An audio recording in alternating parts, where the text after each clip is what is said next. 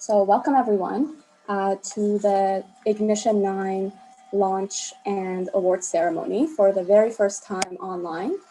I just want to let you all know we're practicing what's called a relaxed space. So we want to encourage you all as you're watching to engage with the space in whatever way makes you comfortable. So if that means taking a break, eating, drinking, hanging out in your PJs, leaving the space and coming back, we don't expect anyone to kind of be tethered to their desk for the entire duration of this live stream from now to 4 p.m. So my name is Abadar Kumgari. I'm the programming director at Hamilton Artists, Inc. The Inc. is a not-for-profit charitable artist-run center that was founded in 1975. We were founded by a group of artists who wanted to create opportunities for themselves because they didn't see a place for their work in the commercial or public art sectors. The Inc. was quite grassroots in its early days, but today we're an established institution that benefits from the stability of owning land in downtown Hamilton. I'd also like to introduce myself as an individual.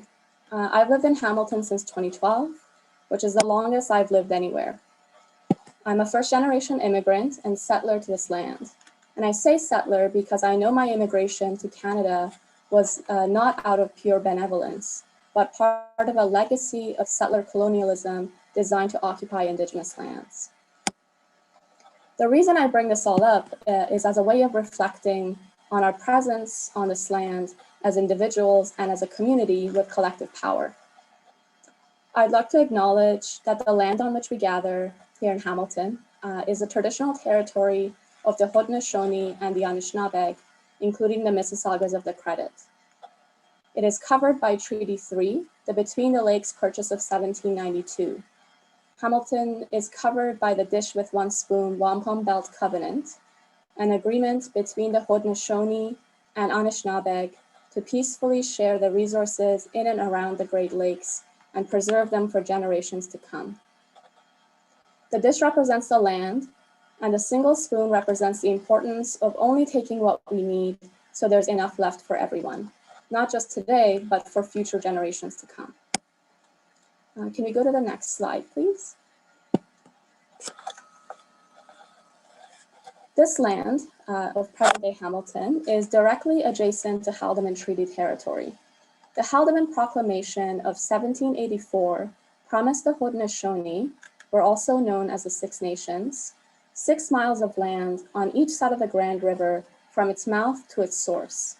Today, the 6 nations of the Grand River, which includes the Mohawk, Seneca, Oneida, Cayuga, Onondaga, and Tuscarora, have only 5% of what was promised to them. So on this diagram, you can see in green the original Haldimand Tract. You can see it's a significant chunk of land. And in orange towards the bottom near Brantford, that is Six Nations Reserve near Caledonia, which is what's left of what was promised to the Six Nations.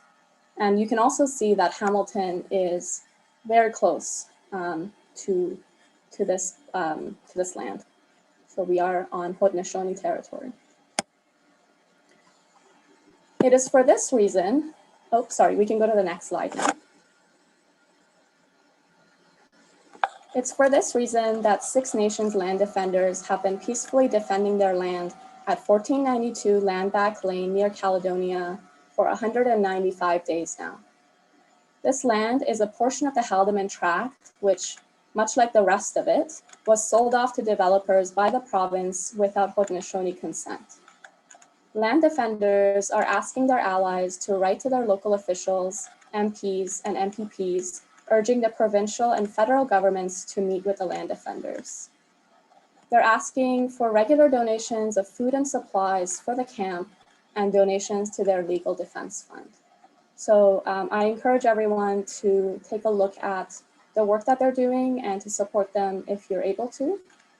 You can follow them on Facebook at 1492 Landback Lane or on Twitter at 1492LBL. Indigenous peoples have lived on and cared for this land since time immemorial, and Hamilton is home to many First Nations, Inuit, and Métis peoples today. As an artist-run center, we know we have a responsibility towards our communities. We are committed to using our collective power to push for Indigenous sovereignty and self-determination in and outside the gallery. Next slide.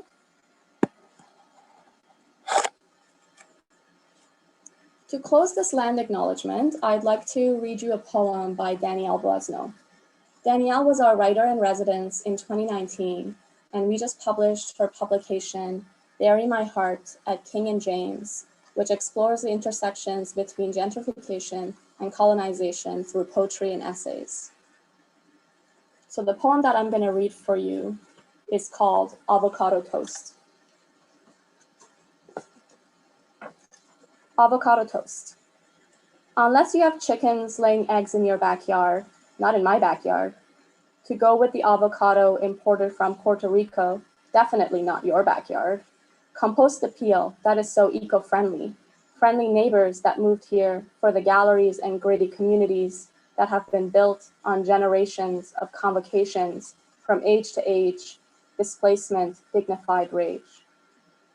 Buy the bread from the bakery, down the gentrified street, the colonized land, beside the obnoxious art is the new steel, sign of the times, times when authentic brown women make authentic brown bread and sell it for $4.99 to people who can pay $5 for bread. $5 for bread when youth are hungry and they use art to strategize where to eat good food for affordable prices in unaffordable homes. Food mirage, culinary barrage, unaffordable food that is better for you. It is local and vegan, gluten-free too. Wait till after 5 for the sales at Nations. Nations of people who were displaced from the land to make room for the industry, colonial infantry, made room for the workers, stole the places we ran. To get avocado on sale, 99 cents, so much cheaper than gentrified rents. We bake our own bread for overripe avocado toast.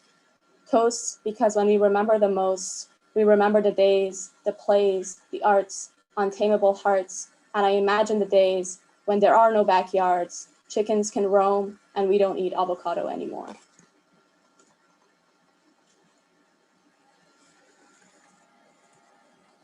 So Danielle's beautiful book, Bury My Heart at King and James, is available for free or by optional donation. And 100% of the donations will be going to 1492 Landback Lane. You can donate through the website link that's on this page here at the bottom. And that's through our website.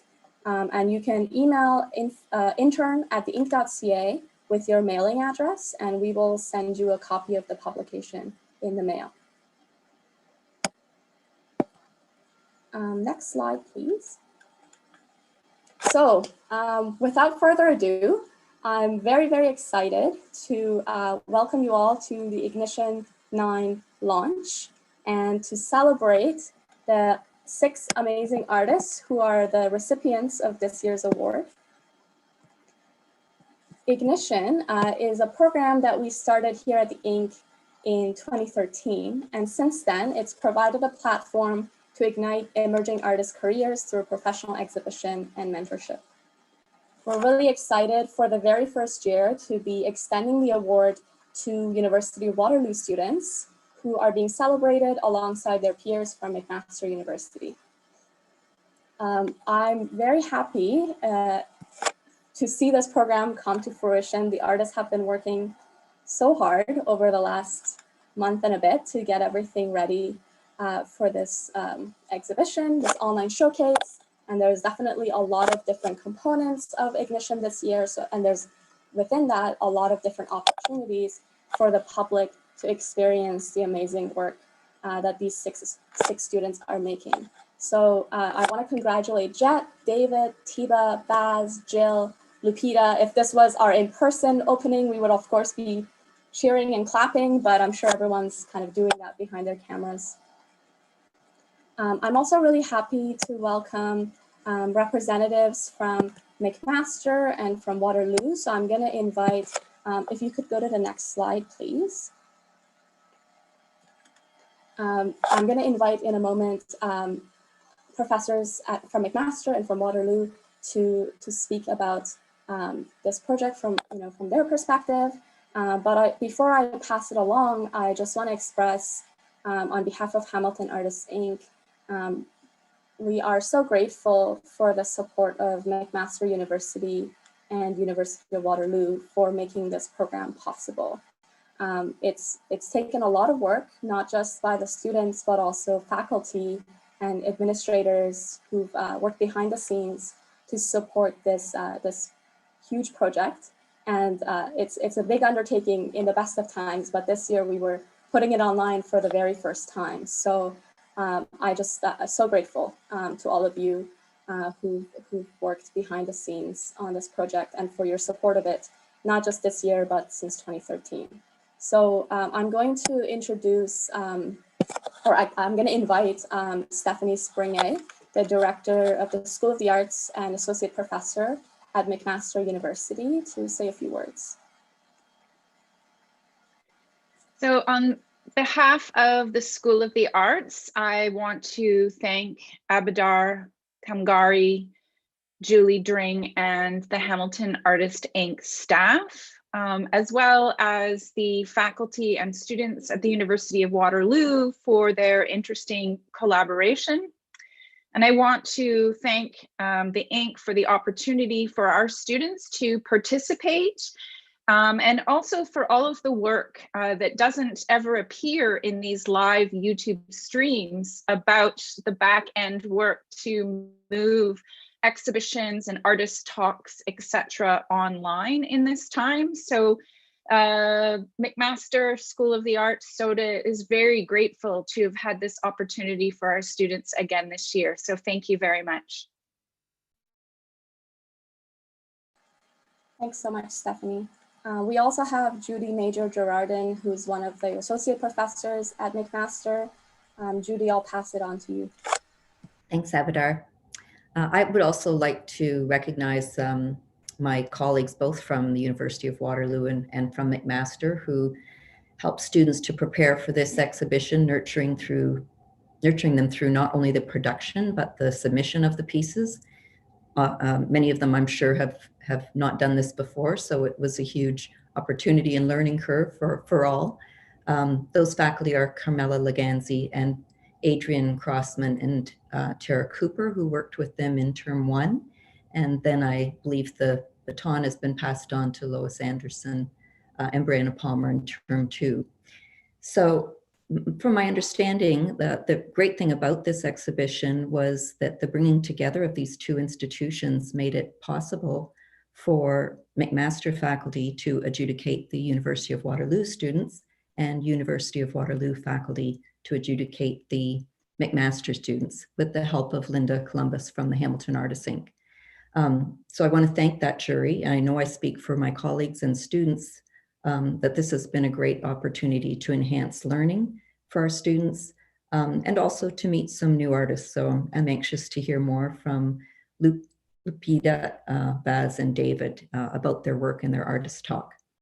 So lastly, thanking the McMaster students, all of the students actually, for representing their institutions and sharing their rich humanist and socially anchored content. Many of the themes address things like commodity culture, repressed perspectives, cultural biases, environmental neglect, a really rich range of content. And through this work, I believe these students are asking us to think critically about our place in the world. So just to end, I'm going to actually steal from Jet's statement that she wrote for the exhibition, because I think that all of these students present counter narratives that really highlight those possibilities that we're collectively working towards. So thanks to all.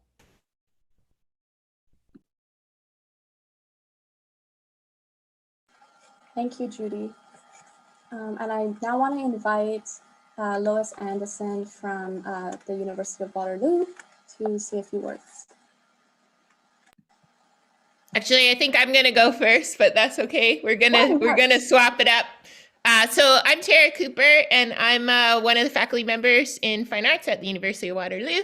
And I had the pleasure this past fall of teaching our fourth year honors thesis, which is why I'm here and why I'm involved in this process. So first of all, I want to thank Abadar and Hamilton Artists Inc., staff included, as well as McMaster, faculty Stephanie, Judy, Carmela, and Adrian for inviting us to participate for the first time. So this is our first time for Waterloo in this now 9-year tradition. So pretty impressive on that history. I also want to congratulate the 6 artists, Jet, Teba, Lupita, Baz, Jill, and David. So big bravo to all of you. In particular, the 3 from Waterloo, who of course are a bit closer to my heart since I've taught you and followed your trajectories over the past 4 years. So we're at Fine Arts, we're super proud of you, and I'm so happy to see your stars shine bright today. So the best part of this collaboration for me has been connecting with all of the 19 actually students that applied from McMaster from their program by way of getting to see your work in the jurying process. So it was really tough to get it down to 3, I will tell you that. So yeah, it was very exciting to see all of the work that's happening at McMaster.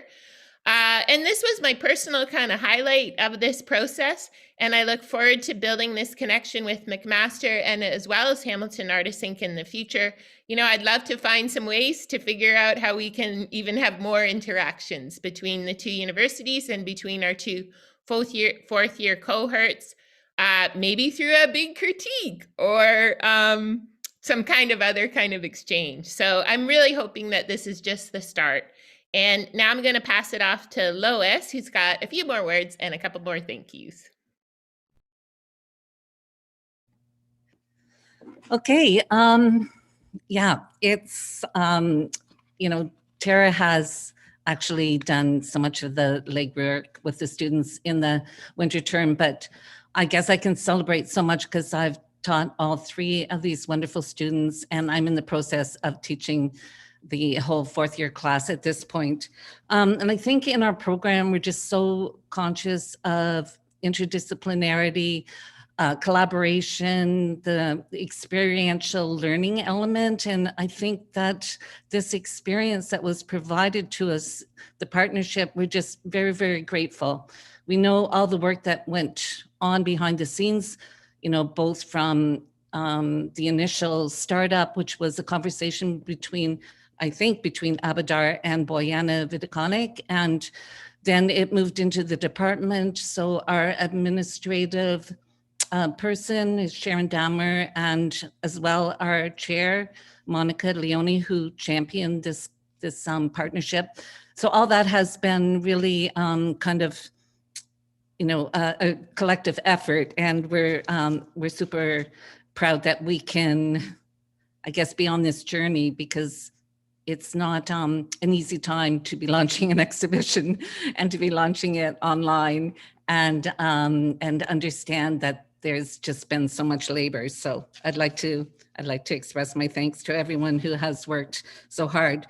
And I just want to say that we're so proud of all the students, regardless of whether they're in the show or not. It was great to see the work from Hamilton, or from McMaster University, and to work with the 2 professors who were part of the selection process. So that was really an enjoyable experience.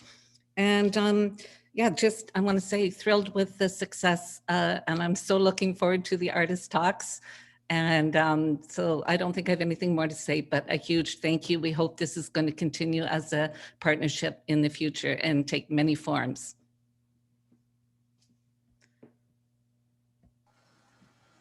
Thank you so much, Lois and Tara.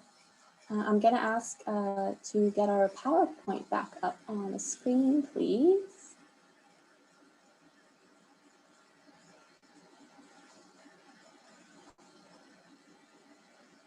And as everyone was saying, it's always such a pleasure to be in these roles, to be able to experience work by so many artists through the jurying process, and it's never an easy decision. It's always so competitive. There's always so many wonderful works. So it's a great responsibility, but also wonderful privilege. So I'm once again congratulating all the award recipients this year. So from today until March 1st, 2021, we have the online artist showcase up on our website. So if you go to theinc.ca/ignition9, and I'll ask that our staff put that in the YouTube chat as well.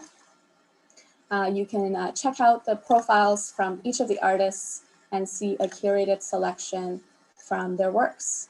And we also have, if we go to the next slide,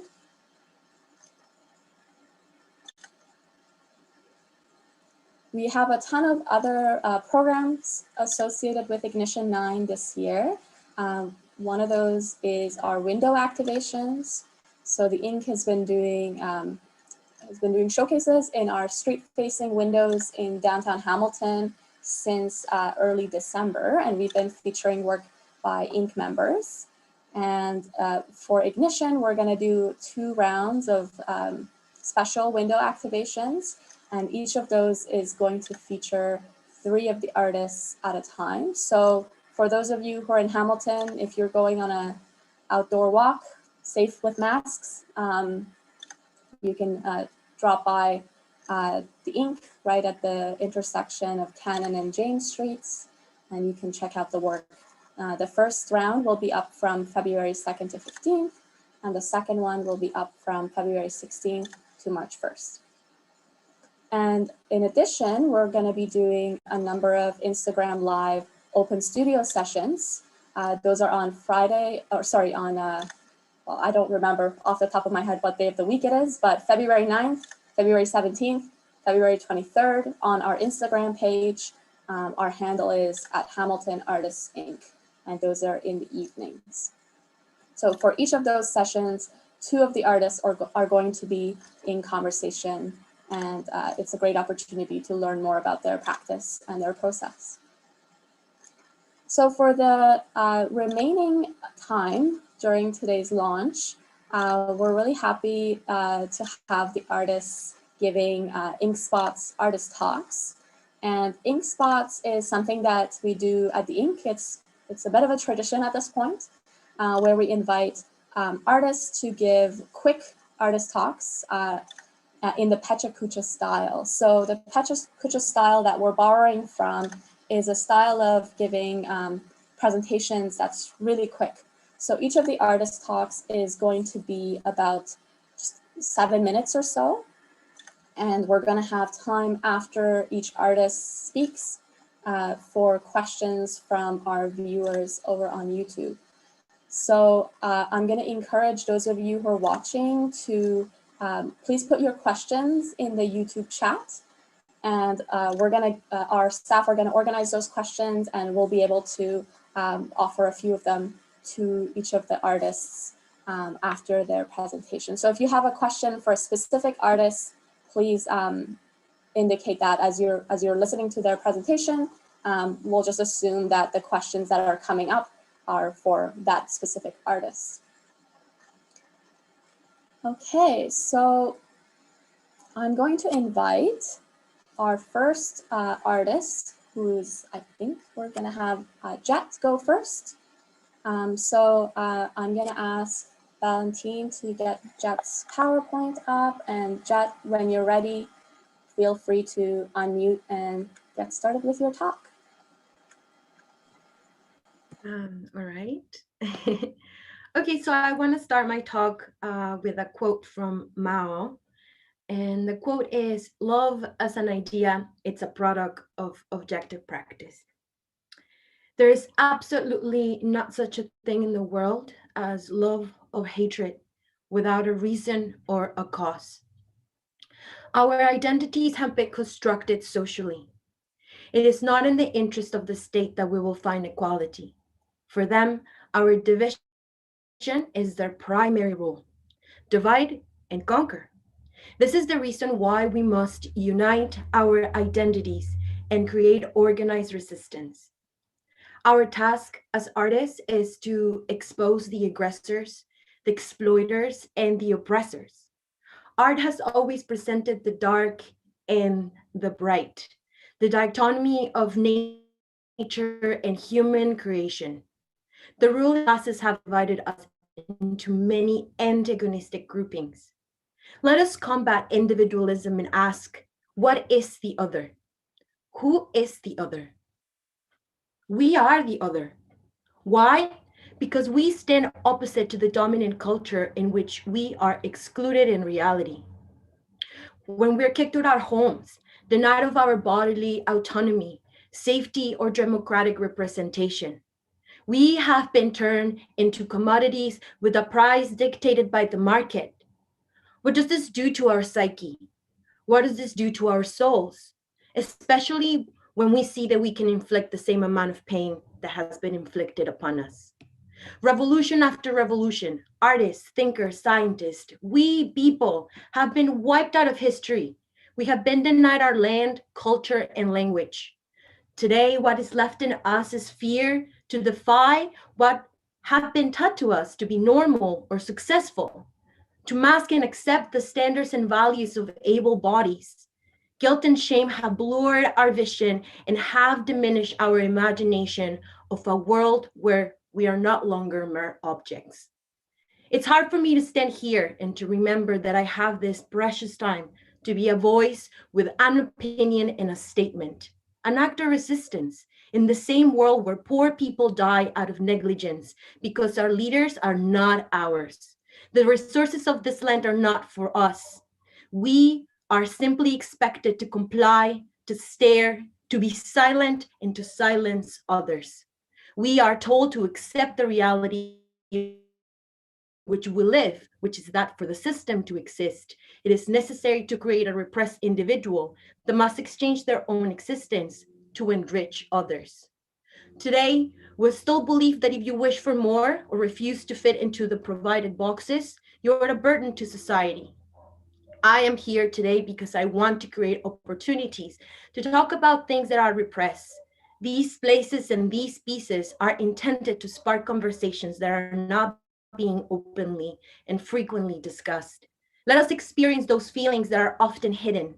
There's a sense of guilt and punishment or real retaliation when expressing thoughts outside the mainstream ideology of capitalism. By bringing dialectical outlooks into my work, I juxtapose reality with new possibilities. My art attempts to present counter narratives that highlight those possibilities we are collectively working towards. I speak about human experiences of perseverance, failure, sickness. I speak about things that go against the odds because we live in a world where we face cruelty, war, famine, and poverty. We have been preventing from creating strong human connections with nature, and we have been alienated from the sources of our food, shelter, and clothing. These relationships have been shipped far away from our eyes in order to hide the reality of a capitalist economic system that can be overthrown only if we take concrete steps forward in our consciousness. Thank you.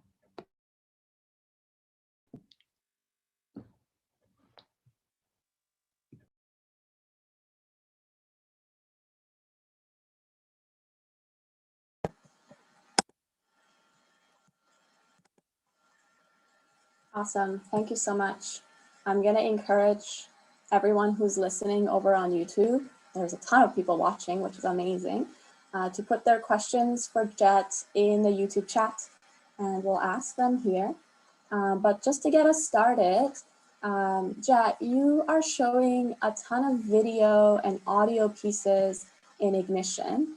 And one of the strategies that I've noticed you use in both your audio and video pieces is taking a lot of like kind of what exists in the world and like collaging and manipulating and kind of layering things. And can you talk a little bit about how that kind of practice feeds into your ideas about the world? Yeah, 100%. Thanks. That's a wonderful question. Everything informs, right? Everything. I have an archive of audio, I have an archive of video, an archive of just things that I read over the street, photographs, and eventually these pieces and parts of reality sort of become a juxtaposition between what's a dream and what is real by giving them a different meaning, right? Having some sort of A plus B doesn't, it could equal X, something completely different, right? That's sort of kind of I base the way I work. I work with what it's already out there. And I think that by putting certain parts of my subconscious into my practice, I am able to present these sort of dream outer reality.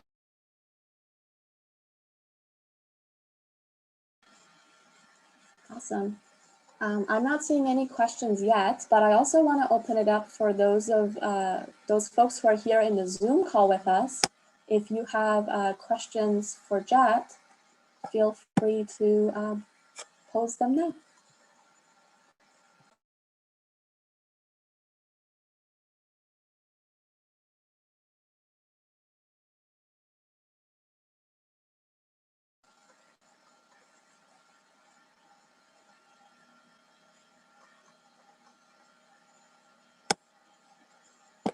Okay, well, I have a lot of questions, so it's my lucky day. You made a very, oh, there's a question here. I'm gonna ask this question because I like when things don't always come from my perspective. So there's a question, what do you recommend to learn to speak to so passionately as you do? I think just to speak your truth. When you speak from your heart and when you speak about things that you care about, and when you think and speak about just human life and human nature and human struggle, you will always find your passion there. There's a lot in human living, and there's a lot in this world to take in. So speaking from your heart, for sure, it's my main.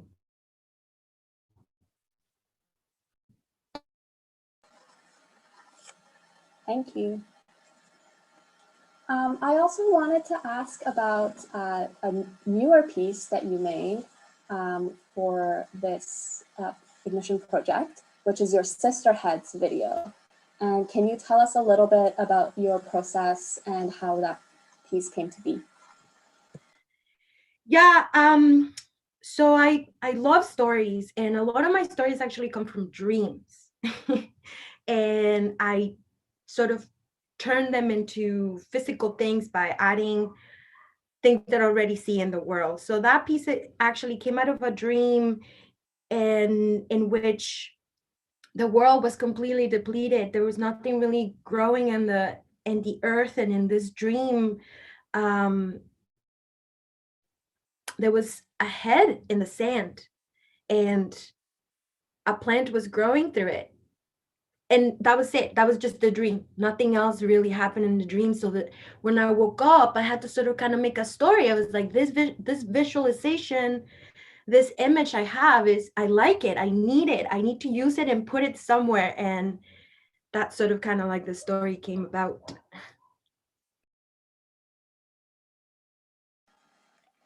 That's so awesome. And what a weird yet inspiring dream. Yes. We have a question here from folks listening on YouTube. Have you ever received negative responses to your work? And if so, how did you navigate those situations? Yeah, I have. It's, you know, they always tell you when you come to like someone's house, like, never talk about religion, never talk about politics, you know? And so you just like kind of keep it shut. So I'm doing the opposite, right? I'm bringing to the table these conversations. So that's what they're saying. If you're going to wear your politics on your sleeve, you better be ready for a fight.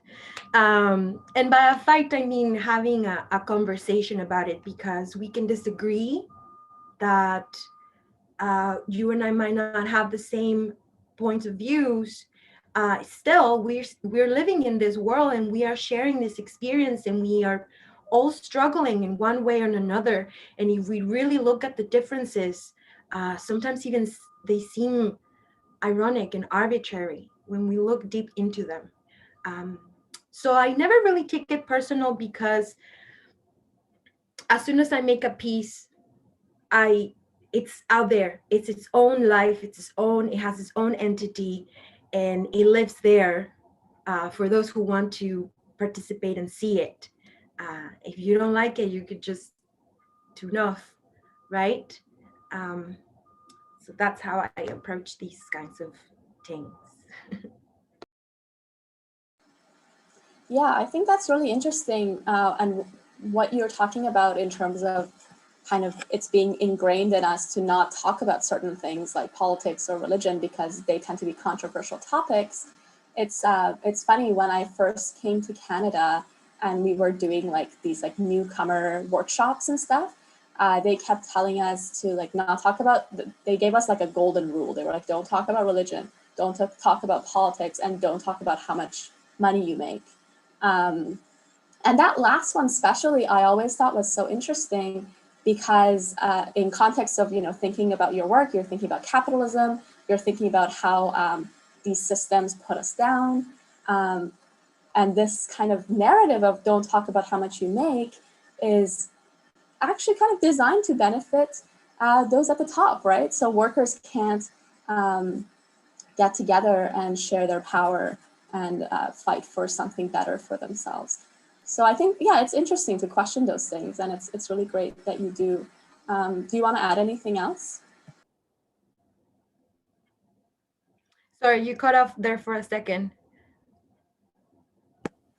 I just asked if you wanted to add anything else before we wrap up your section of the talk. No, I just want to say thank you. I am extremely grateful to have this space to say these kinds of things, and especially to share with these beautiful and talented human beings. And if some people sometimes feel defeated that the world is going down south, look at these wonderful people and look at their art and look at what it's coming up, and the future seems bright. Thank you, Jet. And please go to our website to check out all the beautiful and moving pieces that are in Jet's portfolio. So next up, I'm going to invite David.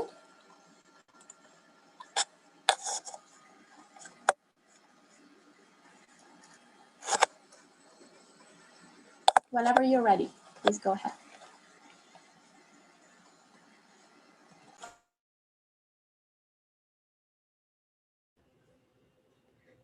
Hey everyone, I'm a Vietnamese Canadian artist, currently in my study in the fourth year program at the University of Waterloo. I major in the fine arts studio and minor in digital arts communication. Looking past my experience and seeing other second generation in the diasporic community, I noticed that a lot of us has been rejecting our own heritage.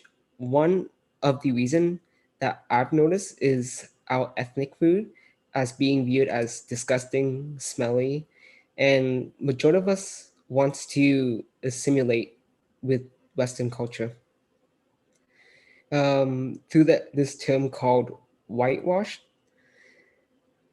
So my first work, Budding Culture, became my starting point in my journey for self-understanding and learning about my own Vietnamese heritage. I started my research and current practice seriously after losing my father from 2 years ago. His death became a profound impact within my own current practice. My research touches on topics such as culture, history, death, and language, and most of my previous work revolved around honoring the dead and time of celebration. The media that I would use and range from is sculpture, performance, photography, video, and interactivity, as well as I use psychology and with dramatic lightings and colors to affect the physical and emotional aspect of the viewers. Viewing the work of androgyny and laugh it off within the exhibition. I touch on the topic of being part of the LGBTQ plus community and the understanding of how it's viewed within my culture, mainly taboo to speak out. Some artists that inspired me are Lee Ming-wei, Carrie Mae Weem, and Adad Hana, and their work is about interaction, connection of human labor, ritual, and portraiture. As well, they delve into the concept of identity and asking the question of where they are from, as well as who they are. For me, I still continue with my exploration of understanding my own identity while keeping my culture and tradition alive and inspiring others to learn about their own. That's pretty much. I do have a 30-second clip at the end of my slide, and I do welcome people to watch the clip at the end.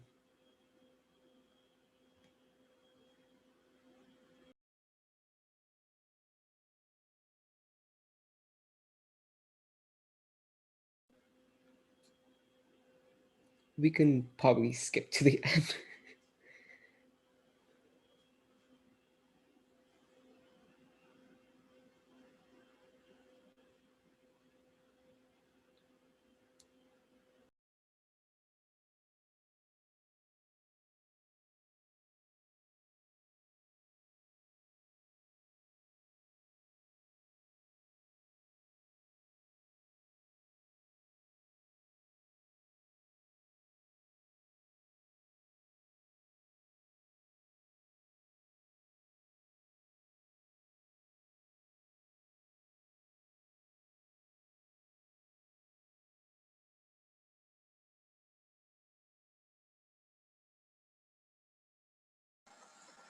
Amazing. Thank you so much, David.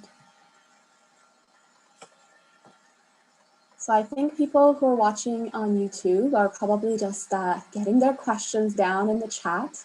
But to get us started, I wanted to ask you about, in a lot of your pieces, you really center your own body as, I guess, in some ways, the vehicle through which you're thinking through these ideas. And one of the things that you tend to do quite often in your practice is manipulate your body in various ways through different techniques. Can you tell us a little bit about that and how you kind of see it as part of your conceptual interests? That's a good question. I use my body as the canvas because for me, being Vietnamese and born in Canada, I am between both worlds of being Canadian and being Vietnamese. And for me, I don't belong in either one. And for me, using different mediums to distort and like basically alter my body in a way is just basically trying to find the right way, like the right path that I want to follow.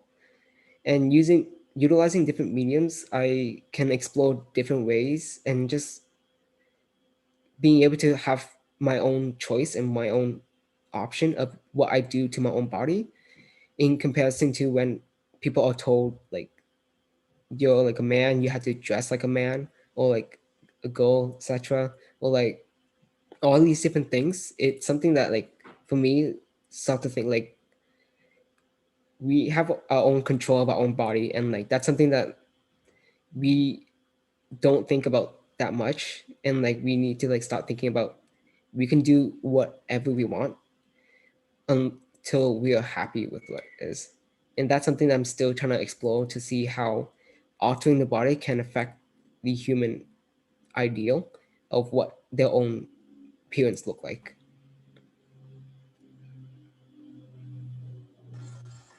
Yeah, that's really amazing. And I think that kind of exploration and experimentation is really evident in your work. And I'm really excited to see where you go with it.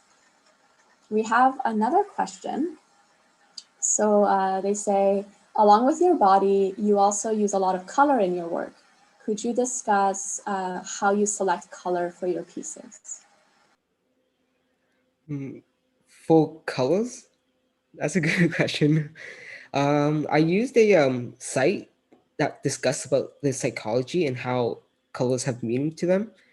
And so for me, I try to think of understanding what my intentions are for the piece I'm currently working and utilizing what it represents with the colors to be able to reflect on the psychological sense of how colors can affect the human mind, and being able to basically have that vibrant colors, but as well as it gives the viewer maybe something like kind of disturbing, kind of something a bit silence or like serene.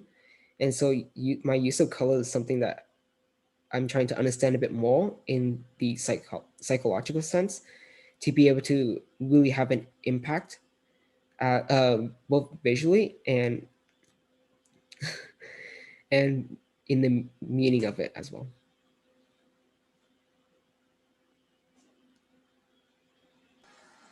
Absolutely. We are getting a lot of love for David in the chat. People are really engaging. It's awesome to see. So if you see me looking off to the side here, it's just I'm kind of looking at what people on YouTube are saying. There's a question here for you, David. And I don't know if it will apply to your practice, but I'll ask anyway, and then you can address it. How did you navigate working with others during the pandemic, if you did? Can you repeat the question again? Yeah, they're asking, how did you navigate working with others during the pandemic? That was like kind of a struggle. Because most of my a lot of my work is interaction and like as well as using others to help send a message across. And so for me, I had to resort to either using myself as the subject, or like using my cousins as kind of guinea pigs, and like my both experimentation as well as basically within my own work. And because they usually over a lot, we have that special bond to be able to uh, have that like a fun time to make art, but as well as like being able to work a lot seamlessly without having any like issues with if there's any like, let's say they're not comfortable, or like there's any reaction to like my material and all that stuff. And so having that is like, it's been a challenge to like be able to get others to like be in my work, but right now I'm focusing on myself as the main subject.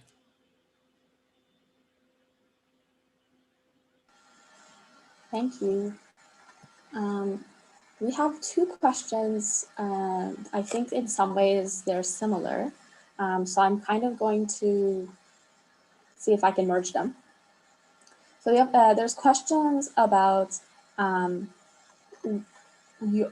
you find community, and how this process of being part of a community that you feel you belong to affects your work. And also within that, how do you see your responsibility towards the Vietnamese community in terms of like using like sacred objects or cultural materials in a way that doesn't come off too stereotypical, or if that's something that you think about in your work?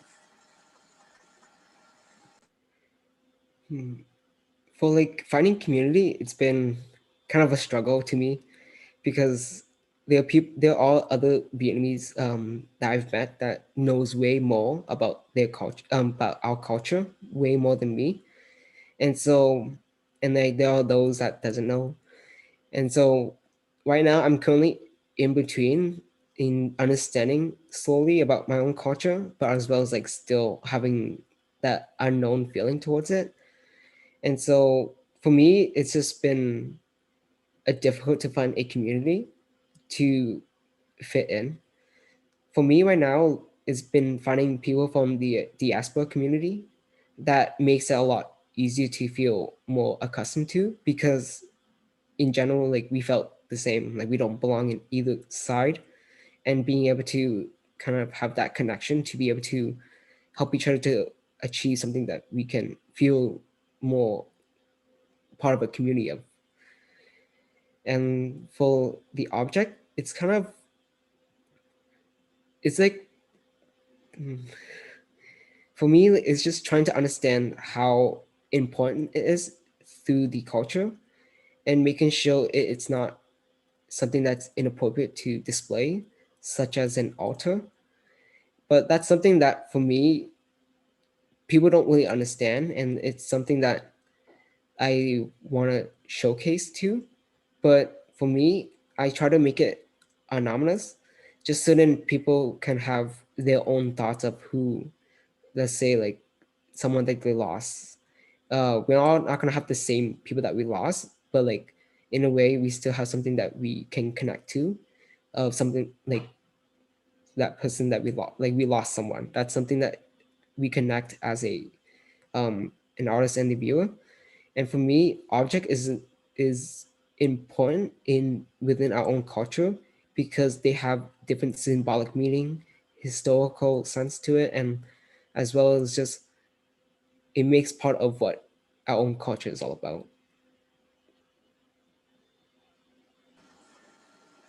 Yeah, that's so true, and I really appreciate in your work that you are really grappling with these complexities around what it means to be part of several different communities, but in some ways also not feel like you are part of those communities. And I think there is a lot of complicated day-to-day experiences that come through in your work. And in terms of like thinking about the objects or maybe the traditions or cultural practices that we might be distanced from because of being a diasporic person, I think one of the things that's exciting about your work is the fact that you are trying to discover and you're trying to build a relationship through the practice of being an artist. Thank you.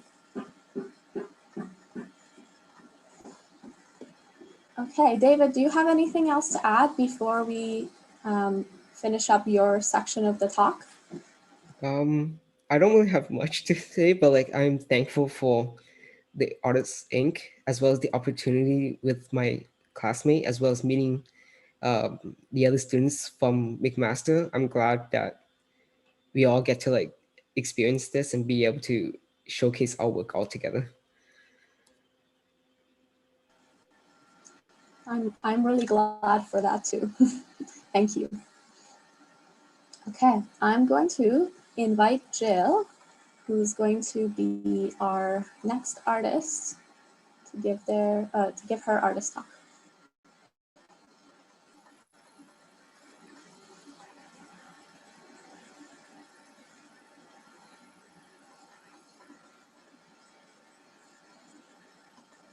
Whenever you're ready. Hi, everyone. My name is Jill Letten. I'm one of the students from the McMaster Studio Arts program that was selected for the show. So my practice for a few years now has been focused on reflecting upon my understanding of climate change.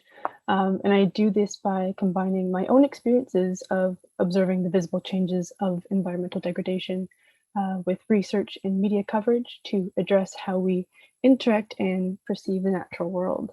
And more recently, my practice has been more involved in learning the history and the effects of the Industrial Revolutions and how it's tied to modern capitalism and mass consumerism, and examining how these influences are having major implications on the environment. An earlier piece, Industrial Play, was actually made prior to the series I'm working on now, but was a major stepping stone in terms of process. This piece introduced me more thoroughly to the use of Photoshop, not just learning the software in greater depth, but also learning how I could apply it into my painting, and playing with and experimenting with the world of digital collage, finding a line between achieving realistic and more surrealistic visuals and allowing myself to go out of my comfort zone into more distorted and deconstructed spaces that were beyond what I've ever done and played with before. And also beginning to try out higher saturated color palette, as my work prior was much more on the gray monochromatic scale, such as this work, which was a piece made in late 2019 titled One of Thousands, which was inspired by the amount and commonality of seeing fish washed up along the highly toxic waters of Hamilton shores. But I think also shows my initial direction or approach to painting, which was typically in the realm of solely being realistic, with my primary goal of painting as true life as possible, which is a style I still make an active effort to maintain within the work I'm making currently. But I do believe in terms of creative expression, building off from this into the current series I'm working on has been really interesting and more conceptually rich work with these more non-realistic interpretations of spaces and environments. But I still am working with the same issues I've been engaging with for a few years now, just applying them in new ways. So in terms of my interests or concerns into climate change and the environment, I do feel it's only strengthened and grown to encapsulate greater issues into society, industrialization, capitalistic power, and practices of mass consumerism as I broaden my research into the root causes of how, why and how it's become this way. So a large part of my process prior to the tangible painting part with acrylic is the digital side and digital collaging aspect, in which I piece together all the elements into a scene or digital canvas, which serves as a sketch of sorts while I'm painting. And last year, I began to explore the use of the Toronto Public Library Digital Archive, which has since led me to other digital archives from libraries all across North America and some global, who publish public domain images. And as my interest or commentary in this matter is tied to the 1950s, as I associate this time as a period of ignorance or naivety to the environmental effects of living more extravagant surplus lifestyles. And so I refine my searches toward this time and collect images that I find interesting for their capturings of daily life and possible narratives, and have created my own little bank of images to kind of go through when I'm constructing a piece. And another key process in the creation of this series is SketchUp, which has a 3D deconstructed dollhouse that I use to place the objects and characters. And having it be 3D is really great, as once I have a rough idea of the composition, this software allows me to frame it to the right perspective. And there's intention with the structure as well, being a symbol of the home, something that's able to be manipulated and deconstructed. And playing on that for me, it has deeper meaning to connections to the more frequent and intensifying natural disasters that can be linked to global warming and can devastate homes and lives in seconds. So hinting at that increasing displacement and instability of the idea of a safe space. And piecing all these elements together in terms of things from the past and present, bringing things into a modern context, really began to contextualize and connect the dots in terms of the impacts of the second and third industrial revolutions specifically, which occurred or more so overlapped within the time of the 1950s and was significant for the introduction of new technology that automated mass production assembly lines that used then new sources of energy like gas and oil, and was the start of building up an economic and industrial-based model through construction of large factories, which has grown and worsened to be one of the worst offenders of climate change, and solidified that notion that many of these issues are so deeply entrenched in or go further back than we expect. And again, I am finding my work and direction is reaching a touch to a great degree the systematic, institutional, and social aspects of climate change and the environment, commenting on the roles of mega corporations, institutions, and the education system, as they all play a vital role in our society in building and framing our understanding, our care, and empathy for the environment, which many of them are severely lacking the engagement and the frameworks which are essential in driving the required transformations. And also really looking into the roles of the media, which have perpetuated that these opinions are allowed to be legitimized as fact, which was a central idea of my piece, reinforcement.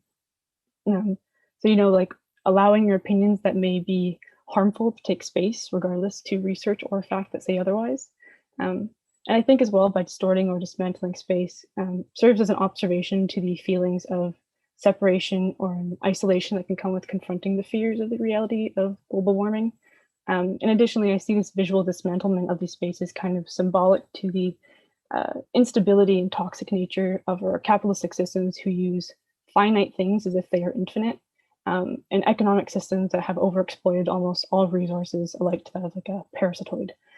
So I think overall within this exploration of content, finding the interconnectedness of all these areas has been very fulfilling creatively, and showing my work to people has led me to have some very interesting conversations and dialogue regarding climate change with their thoughts, feelings, and opinions in the matter. And in this way, showing that there are people who are willing to engage with this subject matter, but maybe just need to look at it through a perhaps less daunting or distant outlet that can be through art. So in a way, serving to show that the potential of art and creative expression in creating accessibility and better engagement into this topic over cold hard data, I think is a main theme within my work that I try to get at. But that's for my talk. Thank you for listening.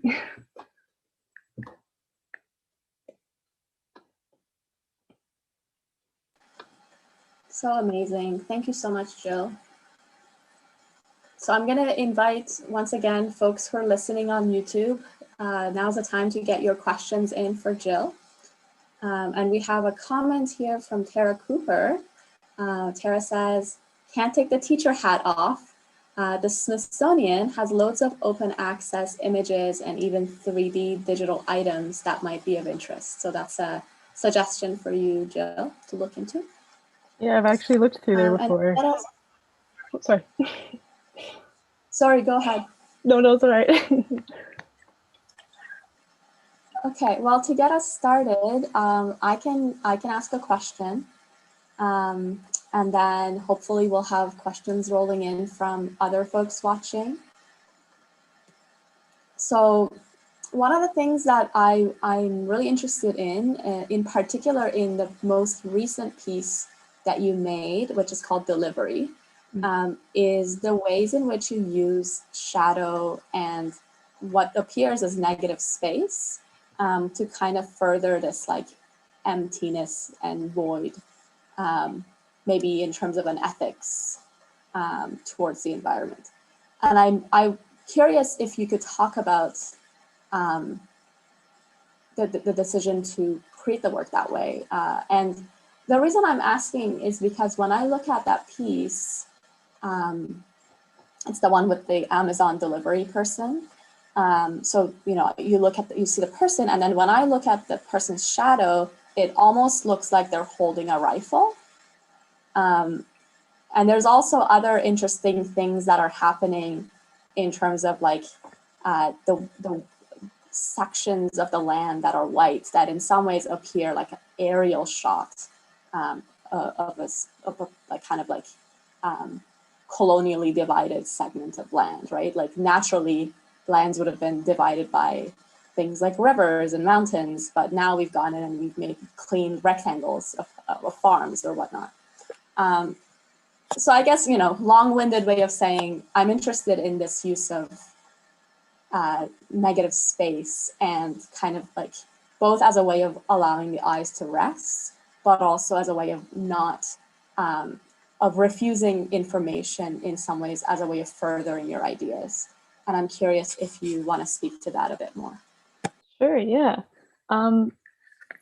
Honestly, when I first started using that, the Dollhouse and the SketchUp software, I was mostly attracted to it for its aesthetic reasons. Something about the organic shapes. When I started thinking about it, more like, why am I using this? Why am I cutting things in certain ways? I think it depends on piece to piece and what kind of topic I'm going to be talking about, I think. But yeah, that empty space, I think for me, not only the aesthetic version, like the aesthetic reasons of it too, kind of letting the eyes rest, but just kind of directing attention to certain areas. I found that the contrast, especially between the flatness against the more detailed paintings, kind of just brought attention to certain things more. So for example, like Delivery, it really kind of highlighted the areas that I wanted to kind of focus on, which was, you know, the boxes and the delivery man in the truck. But yeah, I think that I thought about it before in terms of like, why else do I make these constructions or this style, and why do I paint flat in this area and whatnot? But yeah, I don't really know how much extra deeper meaning there is.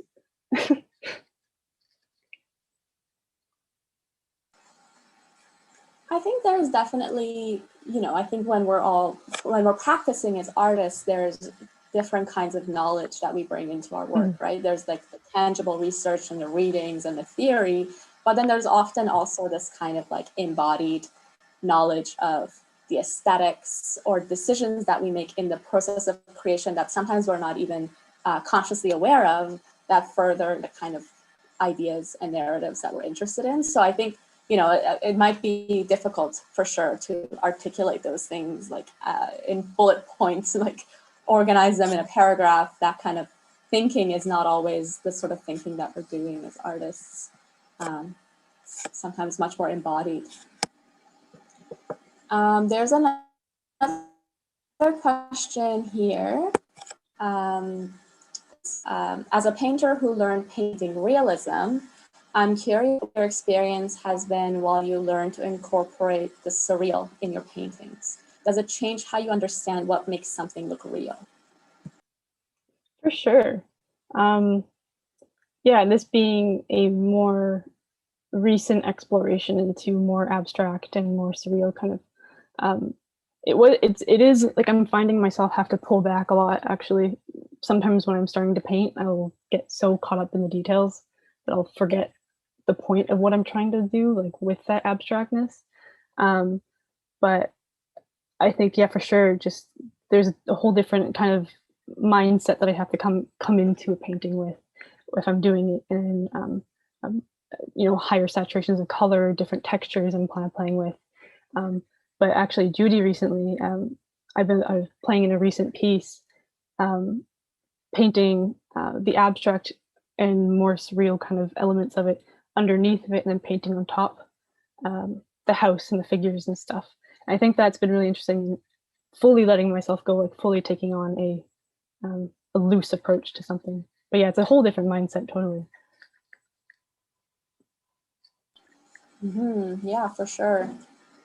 We have another question here from Lois, and I'm going to invite Lois to unmute and ask herself, because it's better when it comes from the individual instead of filtered through my brain.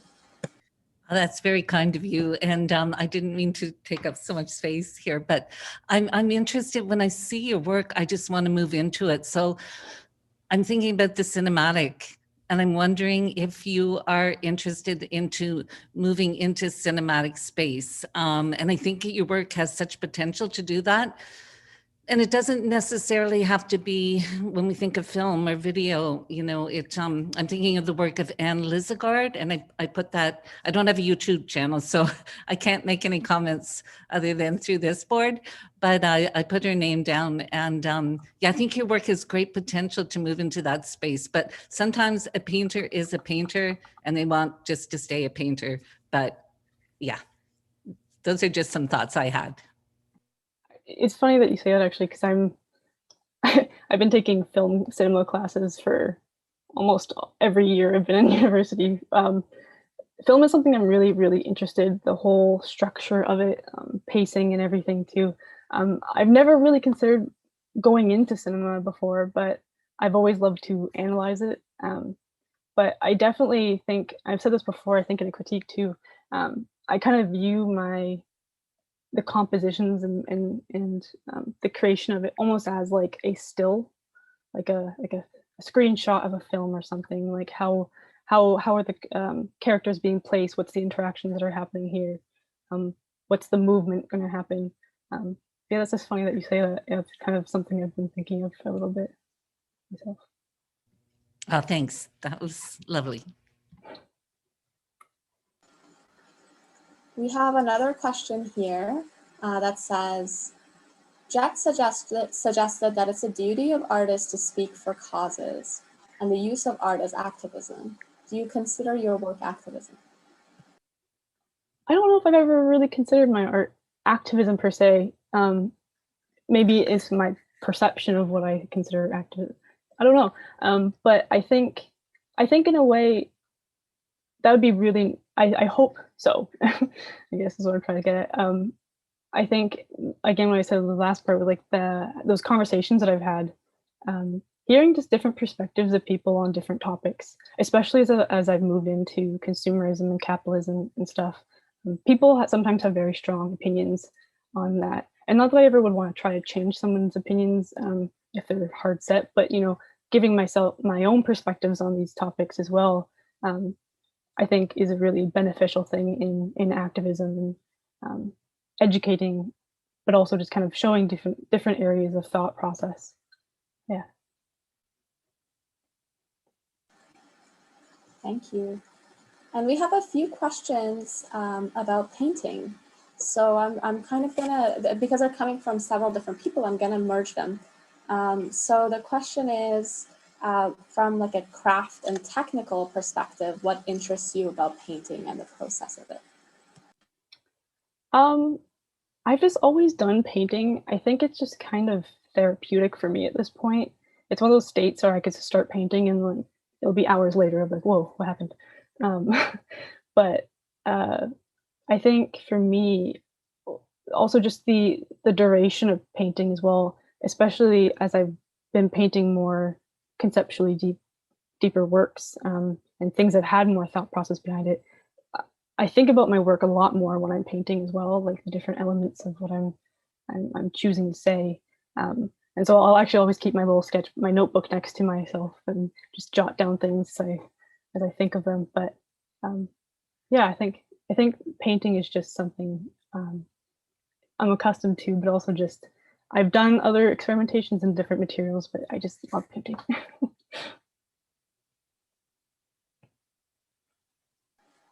Awesome. Thank you so much, Jill. Thank you. Okay, so next up, I'm going to invite Lupita to give her artist talk. And this time I'm remembering to remind people who are watching on YouTube to put their questions in the YouTube chat as you're watching, and we'll ask some of them afterwards. Okay, you're up, Lupita. Okay. So I'll just give it a minute for the slideshow to come up.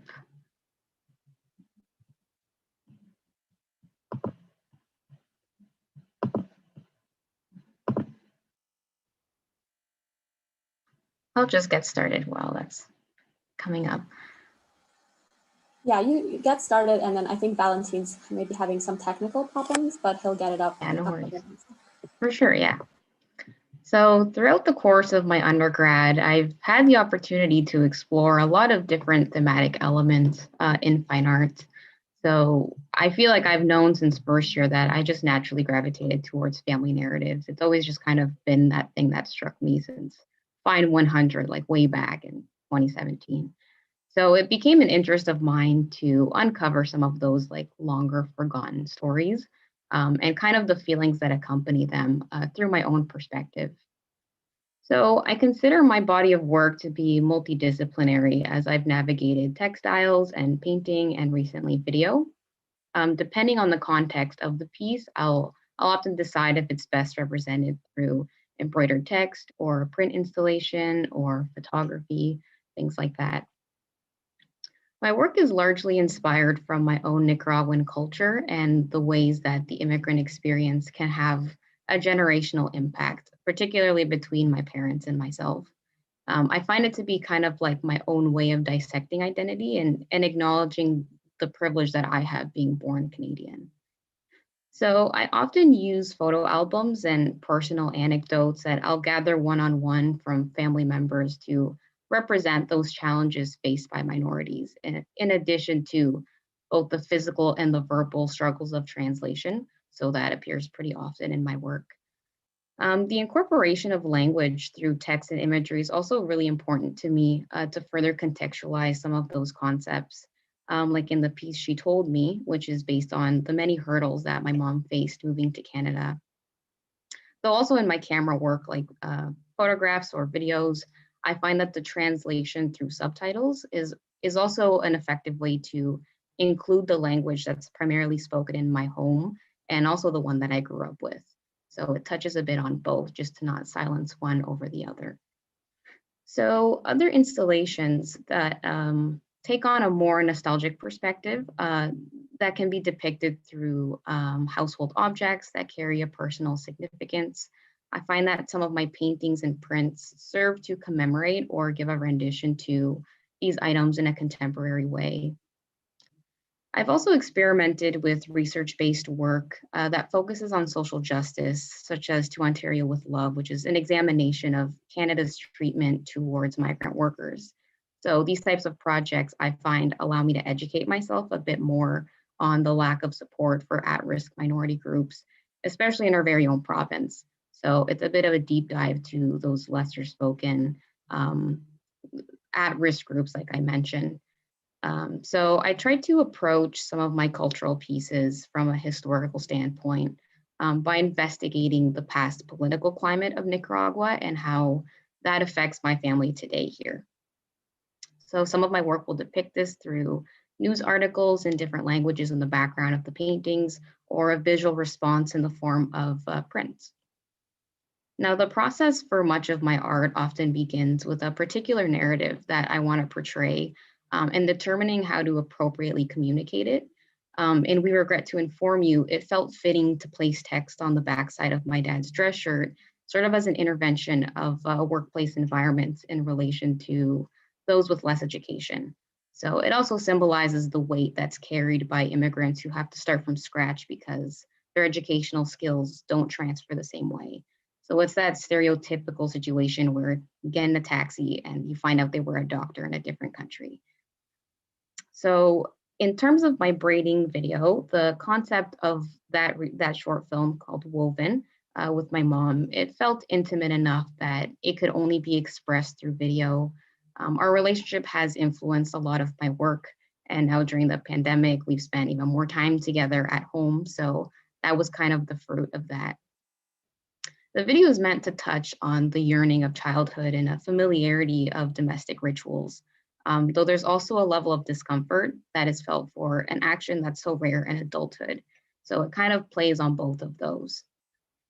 That particular piece was actually influenced by the work of Erica de Freitas, who is a Canadian artist and depicts the physical and emotional intimacy in mother-daughter relationships.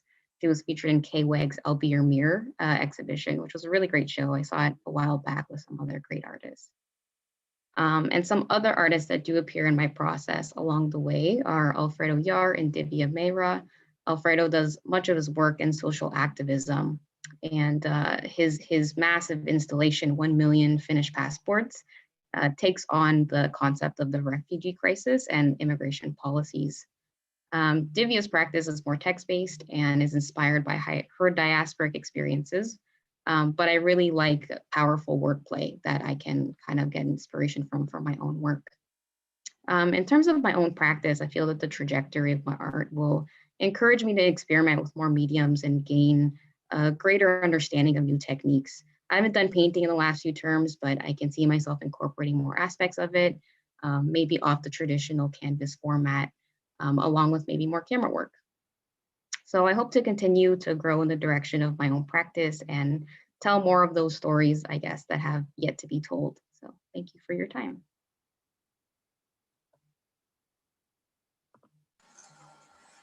Thank you, Lupita. So I'm gonna start us off with, okay, this is great. I love when I don't have to be the one asking the first question, although I do have a lot of questions. So I'm encouraging folks listening on YouTube to please put your questions for Lupita in the YouTube chat. And we have a question here from Stephanie. Can you talk about the choice to use cyanotype prints?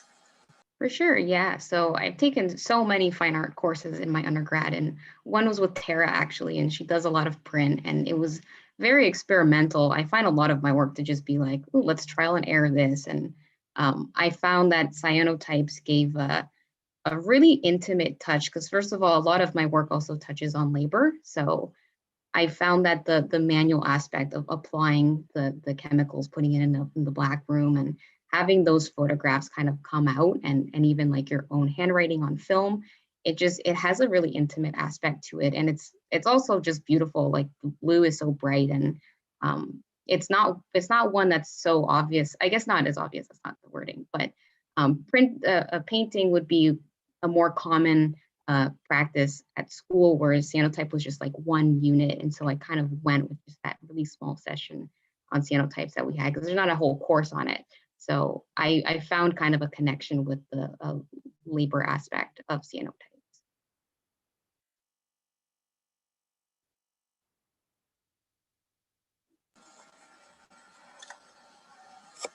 Yeah, that's really lovely. And one of the things that I notice about your work is the ways in which you incorporate and collaborate with your parents in kind of telling their stories, and in which, in some ways, you know, are reflective of greater patterns of diasporic experience when it comes to labor, and the undervaluing of that labor and expertise that people are coming to Canada with. And you and I were talking in one of our like one-on-one visits, and you were talking about, you know, through this process of collaboration, also making sure that your parents are comfortable with what you're presenting. And I think that's really important, because for those of us who have these kind of collaborative practices or working with our communities, there's always a degree of ethics involved in whose story you're telling and why. So I wonder if you can tell us a little bit about how you've navigated that. So how I navigate the experience of bringing my parents into it? Yeah, and I guess to clarify, I'm thinking more so about the decisions you make in terms of making sure that the people whose stories you're working with are comfortable and feel like you're I guess representing them in responsible ways. For sure, yeah. I definitely feel like there can be a fine line when you're using someone else's narrative, which transfers to your own, really, because I am their daughter, so I kind of claim part of that. But for the diptych image, for example, I had to go to my dad's work and, you know, photograph him doing his janitorial duties. And so there can definitely be a level of, I guess, discomfort, because it's so, I guess, like far out of like kind of what he would be imagining that I would be doing at his job. But I think they understand that a lot of my work is, like I mentioned, it's generational. So I kind of absorbed part of their experience, and now I kind of want to speak on it. And so once they've understood kind of what I'm trying to portray, which is essentially their own story, just in a more artistic way, I think they enjoy actually being a part of it, and they kind of embrace it now. So the video with my mom, she didn't even think twice about it, honestly. She just kind of jumped in on the project because I had already done the passport one with her about 2 years earlier. So there's a lot of vulnerability that I have to give them credit for, because a lot of it is anecdotal, and they'll give me quotes of things that they thought of or they said. And so I'll be like, is it okay for me to put it in? They'll be like, whatever helps your project best. So usually it goes quite smoothly. So I'm appreciative of that for sure.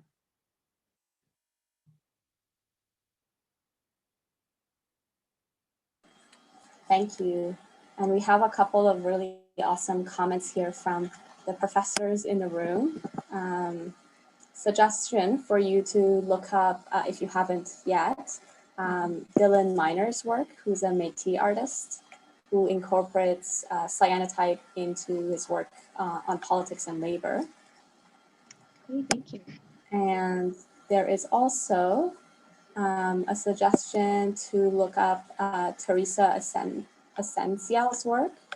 Hope I might be butchering, definitely I'm butchering Teresa's last name. And Teresa uses a process of, goodness, I actually curated Teresa's work a few years ago, and I have the worst recall memory for words, names of things.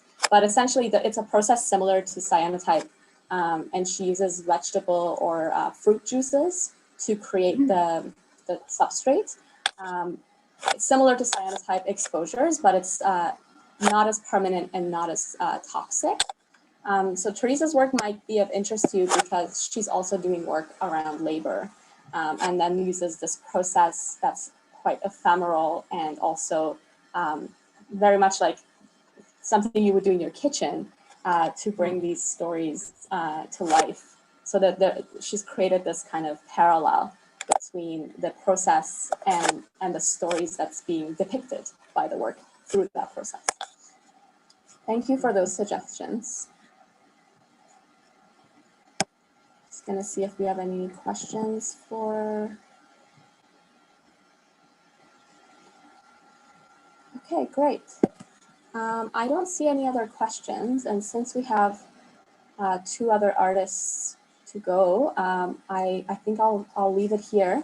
But I'm going to encourage everyone to take a look at Lupita's amazing work on our website. You have work in so many different mediums and just a really rich body of work.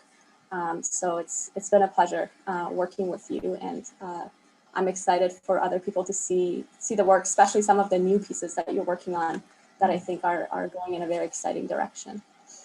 Thank you. Okay, so next up, I'm going to invite Teba, and take it away. Hello. First of all, I want to start by thanking everyone for being here.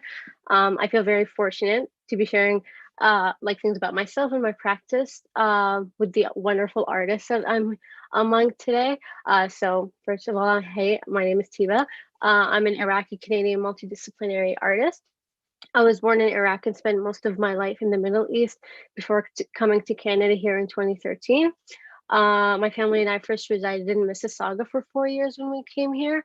And then I came to to Hamilton after I completed high school, and I came to this wonderful city to pursue my art degree. So if you're a frequent visitor of the Ink, you may or may not have seen this piece in the last Swarm show. This piece is called Nasam Alain al Hawa, which translates to The Wind Blew Upon Us. Which is lyrics from a very popular Arabic song. This piece talks about diaspora and longing for family, for my family and my culture. Looking back at this piece, I consider it the cornerstone at which my current work is based on in terms of themes, but more on that a little bit later.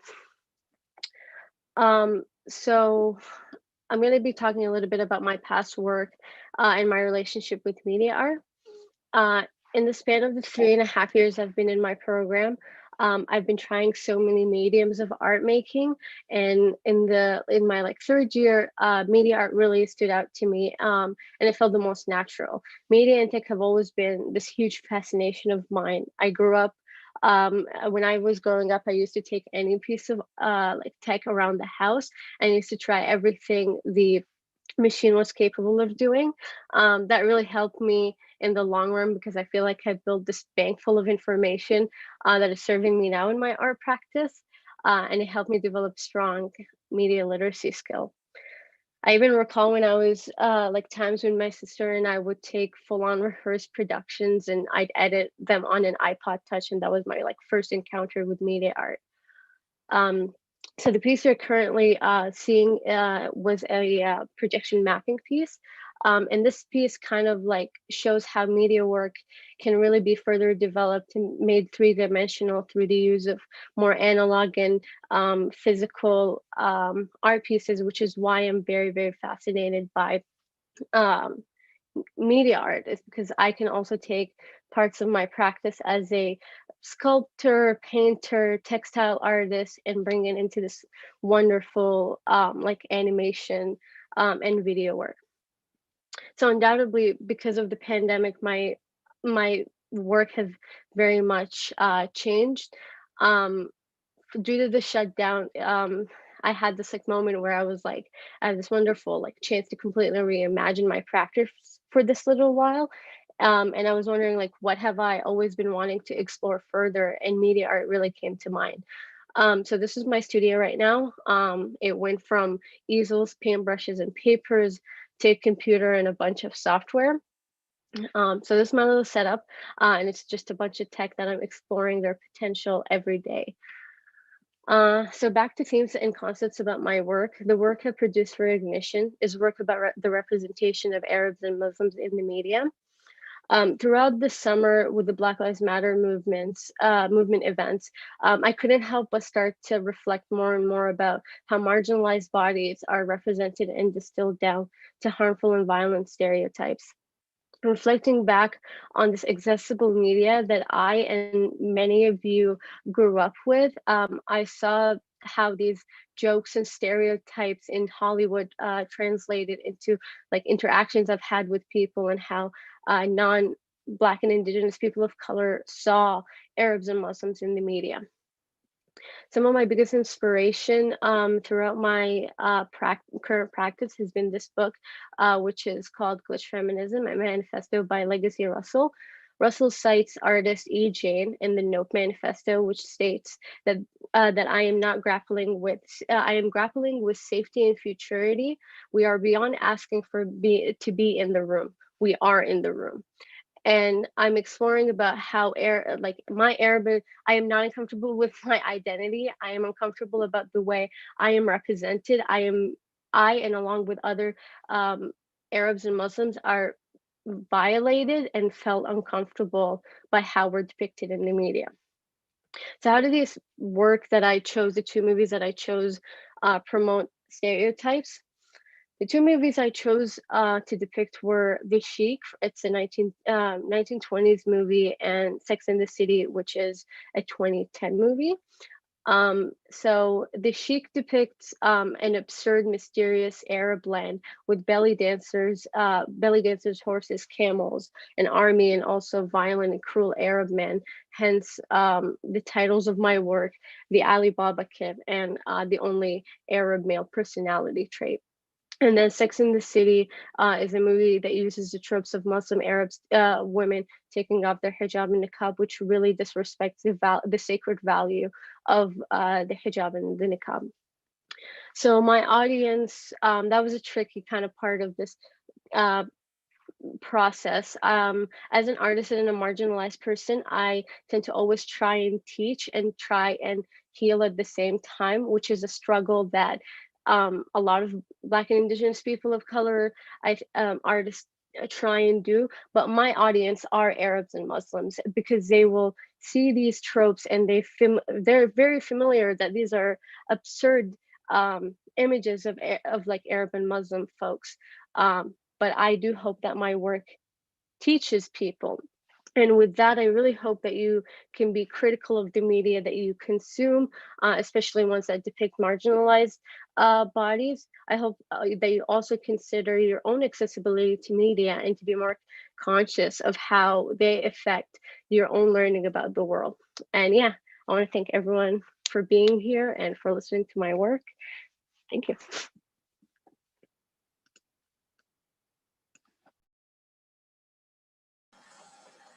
Thank you. Wow. I'm so impressed by everyone who's given their artist talks so far, and like everyone's so articulate. And it's been such a pleasure for me to learn more about each of your practices through this process. So I'm going to invite folks, if you have questions for Teba, to pop them into the chat on YouTube. And I'll start off with a question. So you and I were talking a lot about the presentation of these works and this kind of, I guess that in some ways a refusal to allow these forms of representations of Arab and Muslim women, or Arab and Muslims in general. And I'm curious if you could talk a little bit about the sort of decisions that you've made in terms of duration or aesthetic, like with the moshing that's happening in your work, that kind of reflects on this interest in refusal that you're bringing in. Yeah, wonderful question. So, like I portrayed refusal specifically the best, I think, in my gifts with the Sex and the City movie. Basically what happens is that in the two unveiling that happens in the Sex and the City, I cut exactly, I cut the clip exactly before any unveiling happens. So to respect the sacredcy of the niqab. and also the women that are in the movie, and I just loop, well, through GIF, the clip is looped over and over again, but it cuts exactly before any of that happens, because I really refuse it. I refuse to just for Hollywood or for anyone else to disrespect these sacred aspects of my religion.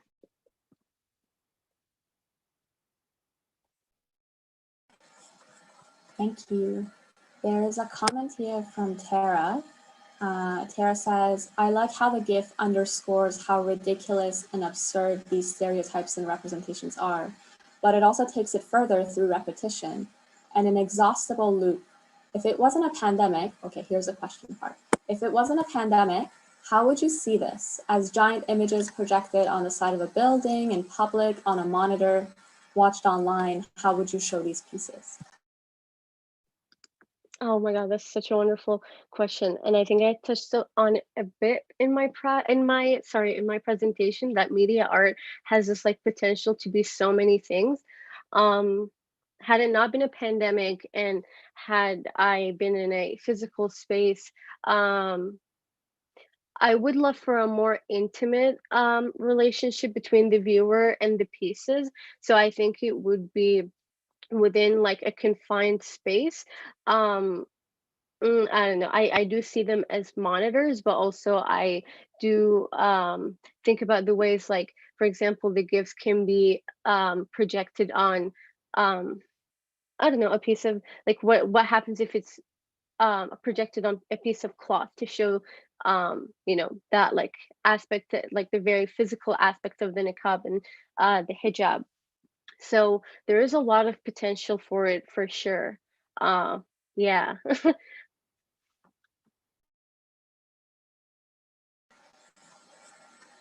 We have another question here about the audiences that your work is intended for. And this was something that we also talked about quite a lot because of this challenge between, as you were saying, both wanting to educate the public about these misrepresentations, but also the importance of carving space for one's own healing through the act of engaging within our practice.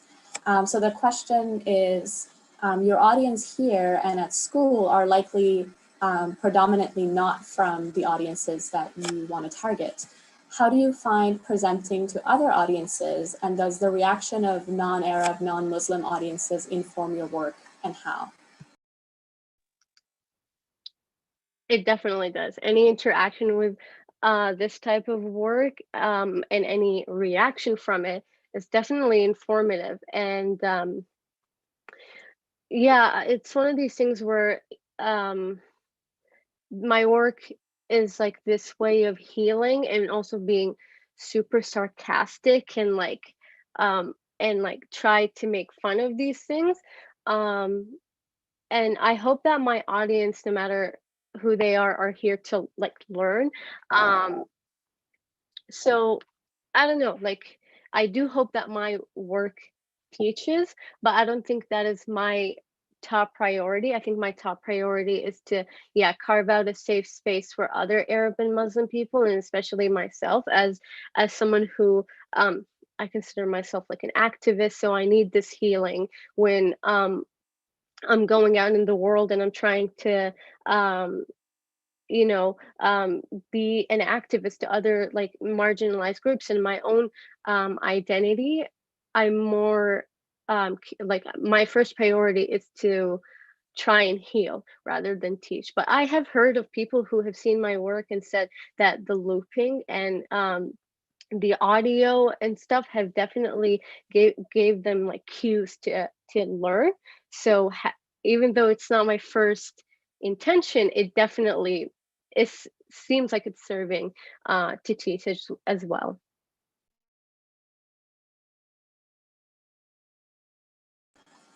Okay, we have time for one more question, so I'm going to ask one from the YouTube chat.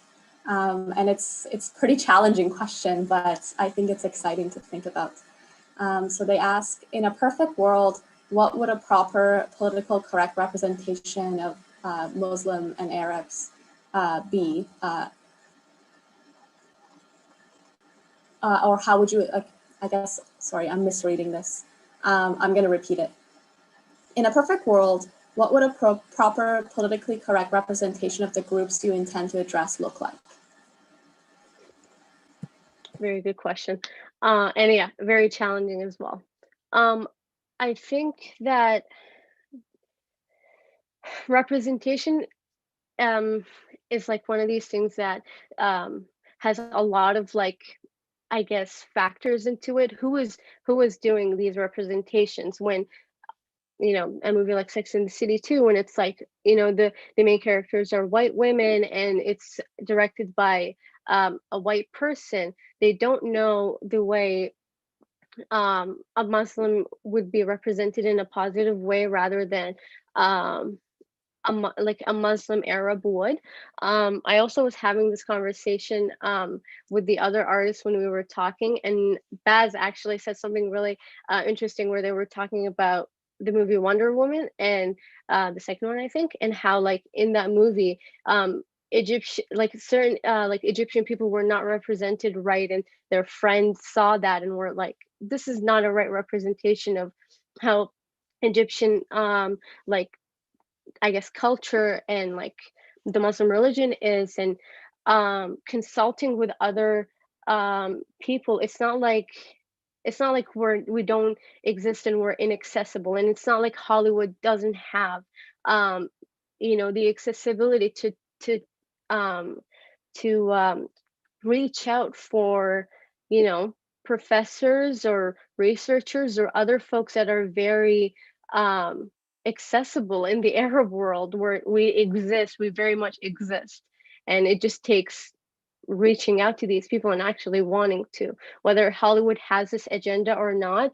I think Hollywood does have an agenda to shape certain people, certain marginalized bodies a certain way. But these marginalized bodies have always existed and have always been there to like learn from, I guess. But yeah. Yeah, that's really well said. Thank you. We have a bunch of other questions, but we're running low on time, so I'm gonna kind of cut it off here. Do you have anything else to add, Teba? Nothing else. If you do want to discuss this further, I'm very, very passionate about this. Feel free to contact me if you're watching this and you think your question, you want to answer it. So yeah, reach out. Awesome. Thank you so much. And last but not least, we're going to invite Baz to come up in a figurative sense, to unmute and tell us about your work. Thank you. So I know you started with a really incredible land acknowledgement, but I did want to just quickly acknowledge that I also do live and work on the neutral Anishinaabe and Haudenosaunee land. And it's land that I'm by no means entitled to, but I do live on this land as an uninvited visitor. I also wanted to quickly thank the Hamilton Artists Inc. for having us here today, and especially Abadar and Vika and Valentin for everything that they did in preparing us for this exhibition, because I'm sure it was like wrangling cats a little bit, but they've been really incredible, so thank you. So just a really brief kind of about me before I start into discussing my work itself. After graduating high school, I attended Sheridan College for their visual arts program, and then I followed that by getting a diploma in advertising and graphic design. And through most of my 20s, I worked as a graphic designer in Montreal. And while I'm very grateful for that experience, I knew very quickly that that wasn't what I wanted to do. So finally, at the age of 28, I finally came back to Waterloo and started my BFA at the University of Waterloo. So for a really long time, my work, I kind of thought the pinnacle to my work was like realism. Like that's all I really wanted from my work. I just wanted to look as real as possible. And I wasn't really too bothered about deeper content or deeper meaning to those works. But one thing that hasn't really changed is that I've always been focused on the body. And I find the human body specifically to be one of the most incredible and complex and beautiful things. And to kind of paraphrase Walt Whitman, I truly believe that each of us kind of hold multitudes. So that focus on the body kind of made it really easy, but also I feel like extremely necessary to explore while I was exploring my gender identity later in life. And while my earlier works in my BFA kind of focused more on how the gender binary affected the art world kind of within the Victorian era and stuff, since then it's kind of completely turned on its head. I found it much more necessary and beneficial, almost a form of therapy really, to instead kind of focus inwards and focus on like the day-to-day kind of life of living in a gender non-conforming body. So the first major project that I undertook within that realm was the They Them photo series. And that one was kind of a really interesting project for me because I'd never actually worked in photography before. I'd never really even thought in photography before. If you're an artist, you know what I mean. Like, it was kind of like Lupita was mentioning earlier, like you decide on kind of what you want to show and then what material works best for that. And I'd never considered photography. So I was very thankful to have a group of really incredible friends to be able to help me out with that. And so that photo series kind of focuses on the experience of a person who uses they, them pronouns within kind of the public space, and tries to visualize the repeated discomfort and the fatigue of having your identity kind of continuously assumed by strangers multiple times a day, day after day. And for many of us, it's going to be, you know, the rest of our lives, right? So one of the biggest things about that is often not having the ability to correct them, whether it's you don't have enough time or energy, or sometimes it's a safety concern, right? So the concept of like shaving the word into the back of my head multiple times was representative of all the times that I wish I could say something, but you know, I don't. And eventually you just kind of, you know, give up and go to bed and do it all again the next day. So that piece was also really interesting for me too, because it was the first time that I actually felt seen by my own artwork, which sounds kind of ridiculous because usually we make artwork for ourselves, but because for most of my life, I was again, just focused on creating realistic looking things. I'd never really made content that like sunk a little deeper, I guess. So with that led to the Dysphoria series, which is the bulk of the work that I'm showing at the exhibition. And that series, or this series, I should say specifically, is based around my experience of gender dysphoria as a non-binary person. And you'll notice one of the slides within my slideshow shows artwork by John Wentz. And I focused on him when I was starting to create this artwork because he really captured this idea of like fragmented reality, which I thought to me really represented visually kind of what dysphoria feels like. And tied into that is a lot of contrast to like the concept of pieces of your body contrasting from the whole. So again, another part of that contrast was the differences between digital and traditional. So there's still pieces that kind of pay homage to like my older pieces, like the realism, but layered on top of that is a lot of digital elements that kind of glitch and contrast, you know, those traditional elements.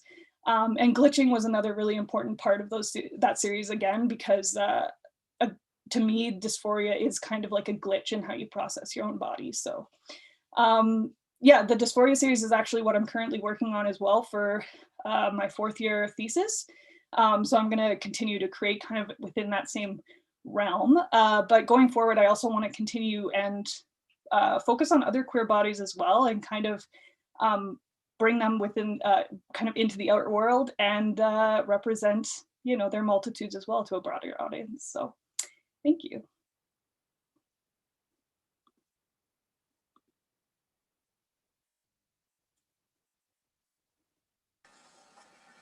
Awesome. Thank you so much, Baz. I think folks are probably still getting their questions brewed up, but I can start us off because I always have questions to ask of artists. When you and I were looking at your Dysphoria series, you mentioned that you had moved towards this kind of digital art practice fairly recently. And prior to that, you were doing a lot of painting and like work with graphite. And as you were saying, work that was much more realistic, rooted in realism, let's say.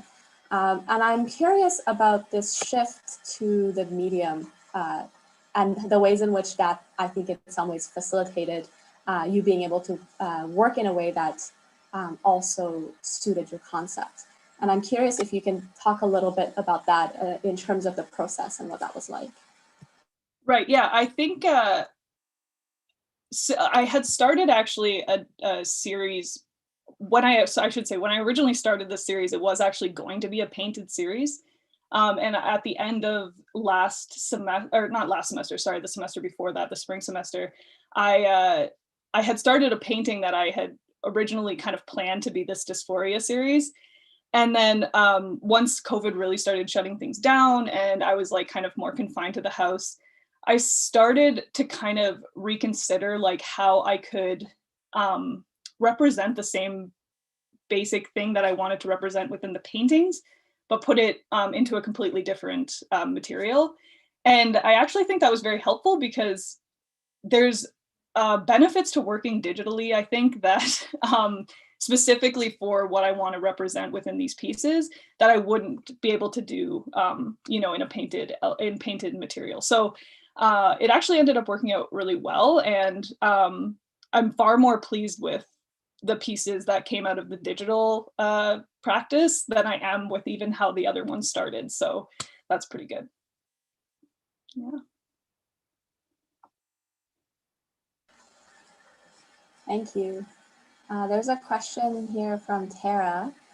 You're such a great colorist, Baz. What are your thoughts in terms of color and color in terms of aesthetic, symbolism, vibrating in terms of perception? What do you think? I think in specifically with, again, the dysphoria series, since obviously the they them photo series is black and white, so can't really speak to color on that. But a lot of people ask with the dysphoria series if I have a plan in terms of color or anything, because when you see them all together, they often have similar colors in them. But honestly, for these ones, it's very random. Like I just kind of choose one color, I start there, and then choose different colors. And the other benefit to working digitally is you can alter the colors, you know, in layers and stuff. So I really just try to play more with that contrast, again, like the layers and layers of contrast within these pieces, because the digital versus the traditional really isn't the only aspect of contrast. So I really like to use the like contrasting colors, again, to create that vibration and to create that almost like liveliness and digital look to them. So yeah, I admit that they're kind of just randomly chosen for these ones, but I am thinking hopefully mostly in terms of contrast and vibration, kind of like Tara mentioned, yeah. Yeah, for sure. And I think this kind of decision to use, again, I'm awful with recall memory in terms of names, but let's just say opposite colors, also has like a kind of conceptual implication in terms of conflicting aspects of identity or, you know, experiences of your body and whatnot. Right. And on that topic, we have a question here in the chat that says, your experience with your body has informed your artwork, but have you ever found your artwork informing or reforming your experience with your body? Yeah, that was actually a very beautiful question. And yeah, I would say that it does. I find that oftentimes, because what I try and aim to do with the dysphoria series specifically is I take pictures of parts of my body that I'm not necessarily like, well, that I'm feeling dysphoric over on that day. And oftentimes when I sit and like take time to draw like my hand, for instance, it kind of like brings it back. Like it almost is a form of therapy to like sit with that object and sit with your own hand, which sounds stupid, but and really look at it from almost a non-confrontational way. And so it really does help me to process these parts of my body and to I reattach themselves to myself, if that makes any sense. And it brings it a little bit closer, I think. So, yeah. Yeah, that's really interesting. And I think such a good reminder to us as artists that the value of slowing down and just kind of being present in our bodies can be so healing in and of itself. And it's so different day to day, right? Like, so one day you might have this specific feeling towards, let's say, your left eye, and then the next day you're like, no, it's all fine, right? And I think that complexity is really central to this body of work, which is exciting.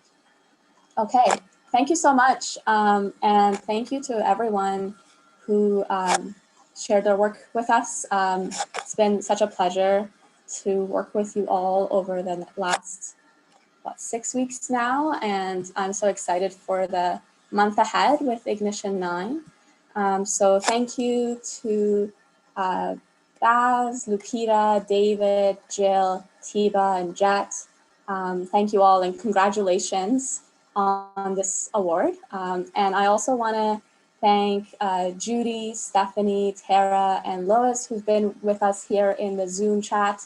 And I've been seeing their wonderful comments and feedback for you all here in the little Zoom chat. And I can see them kind of thinking of artists to suggest to you and things to check out to improve your practice, which is so lovely to have mentors and your professors being so engaged. And I know that the other professors and reps from Waterloo and McMaster are watching in the YouTube chat because I'm seeing their comments. So thank you all for being here and for your dedication and all the labor and energy that you've put into this project. I also want to thank our staff and our board members who've been working behind the scenes, doing live captions, typing things out by hand, sharing the PowerPoints, managing the chat, answering questions. This launch today has a lot of hands, I would say, behind it. And of course, our board members and committee members for all of their support. And yeah, there's so many people to thank, but this project really wouldn't be possible without the artists and without the support from our partners, McMaster University's School of the Arts and University of Waterloo Department of Fine Arts. But of course, I also need to thank our funders, the Ontario Arts Council, Canada Council for the Arts, City of Hamilton, Insight Foundation for the Arts, and Hamilton Community Foundation. And of course, this is the close of this particular aspect of Ignition 9, but it's just the beginning for all of the other upcoming programs, including the online artist showcase on our website, the Instagram Live open studio sessions that are going to be coming up starting on February 9, and the window activations in downtown Hamilton starting this coming Tuesday. So lots coming up, and thank you all for joining us today, and have a good rest of your Saturday.